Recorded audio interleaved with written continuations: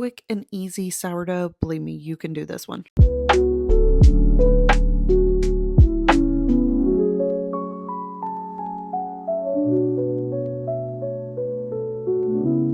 Now this recipe is so easy because it's one set of stretch and folds, okay? 700 grams of water, 200 grams of active starter.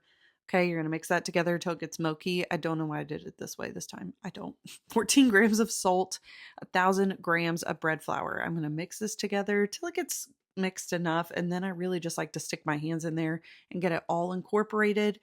And once you do this, I just scrape down the sides with the bench scraper, cover it for an hour, just an hour, guys. Then we're going to come back and do one set of stretch and folds. Okay, that's it. We're just going to do one set each side. I either do 4 or 8. Honestly, I don't know if it even matters. And then I'm going to let this sit and bulk ferment. Okay, so I'm going to recover it, put it in a warm spot, put it on a warmer, whatever I got. I'm going to let it bulk ferment for about 4, 5, 6. Honestly, it depends on the hours. I let it get to about 74, 76 degrees. And that's when I'm going to shape this. Okay. So like I said, it's one set of stretch and folds. This is one day. It's super simple. I've done this recipe time and time again. Then I just put it out, divide it in half. You can weigh it. It actually is more accurate that way. And then I just shape it the traditional way, just fold, roll, and then tuck and roll. And after I do this to both of those loaves, what I'm going to do is I'm going to sit it out and let it rest for about 30 minutes while my Dutch oven is in the oven preheating to 450 degrees. So these look just like this, super simple.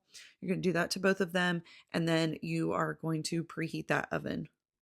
After the oven's preheated, honestly, usually it's longer than 30 minutes for my oven to preheat. I know it's a long time, but after 30 minutes of resting, you're just going to reshape these again, same way.